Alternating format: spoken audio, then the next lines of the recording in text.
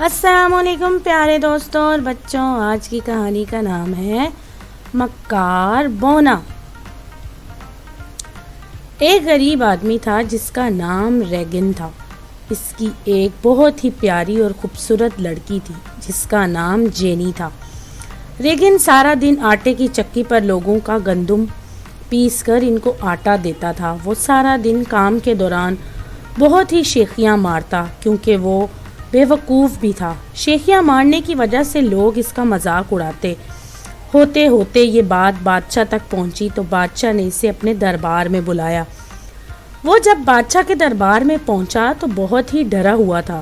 وہ بادشاہ کے سامنے جھکا اور ادب سے خاموش کھڑے ہونے کی بجائے اس نے بادشاہ سے بڑی ہی بے وقوفی کی بات کہی۔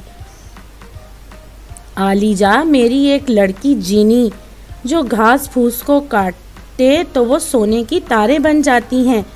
بادشاہ نے کہا، اگر تمہاری لڑکی جینی اس طرح کرتی ہے تو وہ بہت ہی ہوشیار ہے۔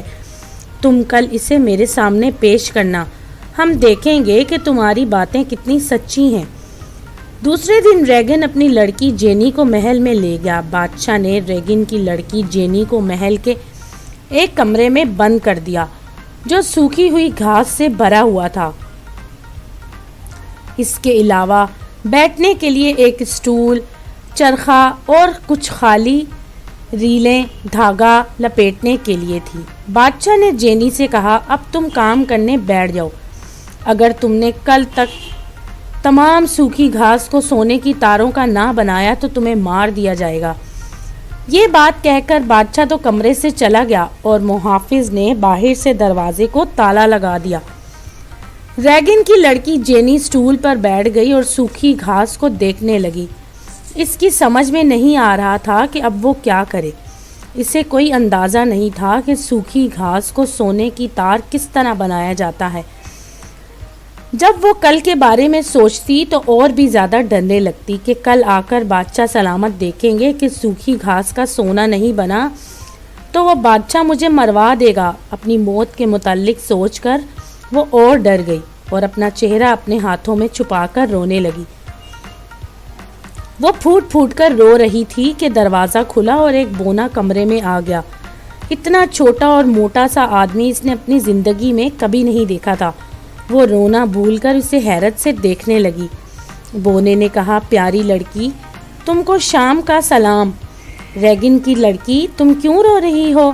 جینی نے جواب دیا، افسوس، مجھے یہ سوکھی گھاس کاٹ کر سونا بنانا ہے اور مجھے معلوم ہی نہیں یہ سونا کیسے بنے گی۔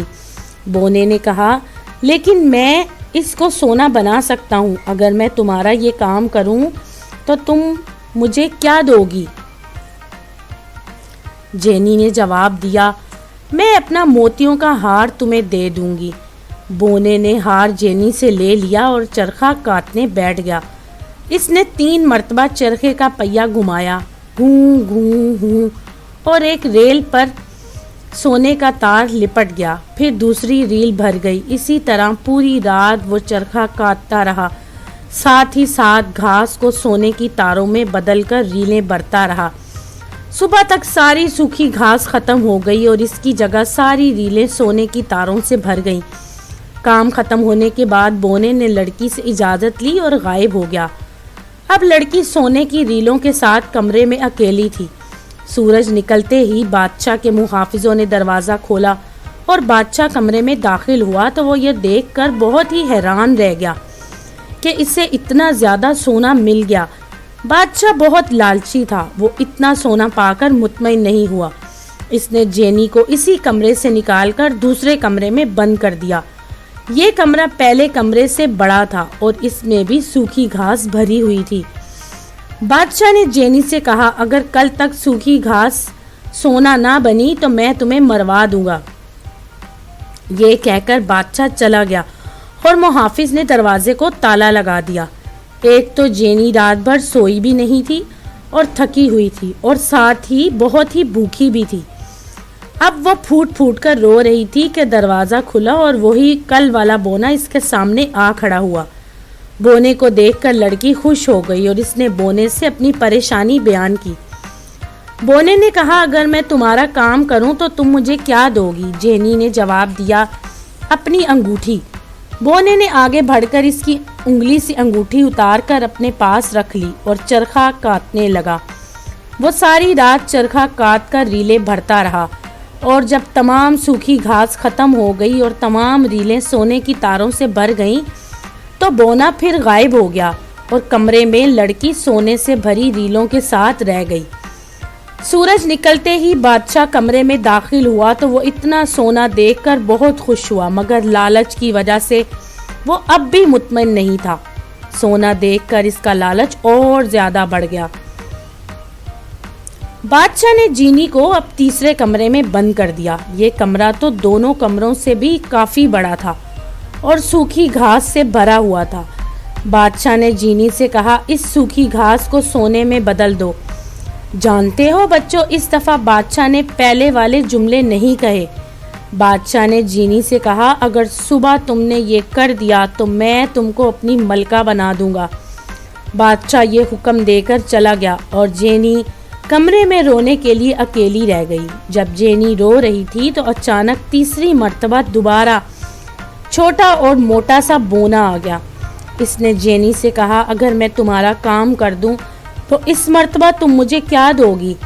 بیچاری جینی نے سسکیاں بھرتے ہوئے کہا افسوس میرے محسن، اس مرتبہ تو میرے پاس دینے کو تمہارے لیے کچھ بھی نہیں ہے۔ بونے نے کہا تب تو تم مجھ سے وعدہ کرو کہ اگر تم ملکہ بن گئی اور جب تمہارے یہاں پہلا بچہ ہوگا تو وہ بچہ مجھے دے دو گی۔ جینی نے سوچا کہ مجھے کون ملکہ بنائے گا، جب ملکہ ہی نہیں بنوں گی تو بچہ کہاں سے آئے گا، اس لیے اس نے بونے سے وعدہ کر لیا۔ ایک مرتبہ پھر بونا چرخہ کاٹنے بیٹھ گیا۔ وہ تمام رات چرخہ کاٹتا رہا اور سوکھی ہوئی گھاس کو سونے کی تاروں میں بدلتا رہا۔ جب ساری سوکھی گھاس ختم ہو گئی اور اس کی بجائے سونے کی ریلوں کا ڈھیر لگ گیا تو بونا غائب ہو گیا۔ صبح ہوتے ہی بادشاہ آ گیا۔ اس نے اتنا سونا دیکھا تو وہ بہت خوش ہوا۔ اس نے سوچا کہ ریگن کی لڑکی جینی تو واقعی خوبصورت اور ذہین ہے۔ اس نے 3 دن میں اتنا سونا بنا دیا ہے کہ میں 10 سالوں میں بھی جمع نہیں کر سکتا تھا، اس لیے مجھے اپنا وعدہ پورا کرنا چاہیے۔ اور پھر بادشاہ نے اپنی وعدہ جینی کے ساتھ پورا کر دیا۔ بادشاہ کی شادی چکی والے ریگن کی لڑکی جینی سے ہو گئی اور وہ واقعی بادشاہ کی ملکہ بن گئی۔ شاہی محل میں رہتے ہوئے ملکہ جینی بہت خوش تھی اور وہ اپنی خوشی میں اس بونے کو تو بھول ہی گئی تھی جس نے اس کے لیے سوکھی گھاس کو سونا بنایا تھا۔ شادی کے 1 سال بعد ملکہ جینی ایک خوبصورت بچے کی ماں بن گئی۔ بادشاہ اور ملکہ بچے کو پا کر بہت خوش ہوئے اور انہوں نے خدا کا شکر ادا کیا۔ کچھ دن بعد بونا اچانک ملکہ کے سونے کے کمرے میں آ گیا اور بچے کی طرف انگلی سے اشارہ کرتے ہوئے ملکہ سے کہنے لگا تم نے جو وعدہ کیا تھا اب تم پورا کرو اور بچے کو مجھے دے دو۔ بیچاری ملکہ بہت ڈر گئی اور اس نے اپنے بچے کو اٹھا کر اپنے سینے سے لگا لیا۔ پھر ملکہ نے بونے سے کہا میرے پاس جو کچھ بھی ہے وہ سب تم لے جاؤ مگر میرے وعدے سے آزاد کر دو، مجھے تمہیں اپنا بچہ نہیں دینا۔ بونے نے کہا ایک انسان کا بچہ میرے لیے تمام دنیا کے خزانوں سے بھی زیادہ پیارا ہے، مجھے صرف تمہارا بچہ ہی چاہیے۔ یہ سن کر ملکہ اتنی زاروں قطار روئی کہ بونے کو اس پر رحم آ گیا۔ بونے نے ملکہ سے کہا میں تمہیں 3 دن دیتا ہوں، اس عرصے میں تم میرا نام جان لو اور اپنے بچے کو اپنے پاس رکھو۔ یہ کہہ کر بونا غائب ہو گیا اور ملکہ کو پریشانی میں چھوڑ گیا۔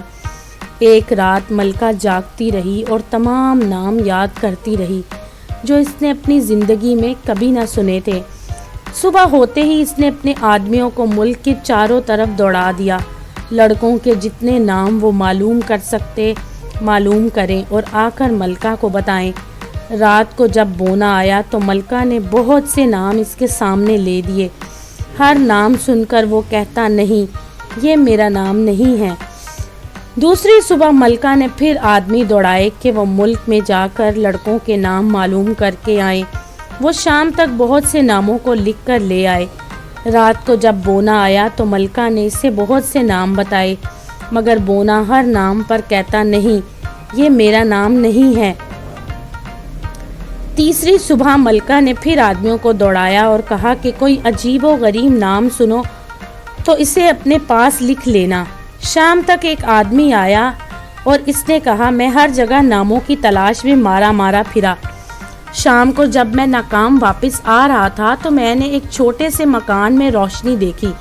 میں نے چپکے سے جھانک کر دیکھا تو وہاں ایک بونا ناچ رہا تھا اور کہہ رہا تھا آج رات بچہ میرا ہوگا۔ میں نے اسے حاصل کرنے کے لیے کیا ترکیب نکالی ہے، اور کیوں نہ ہو میرا نام بھی رمپل سٹکسن ہے۔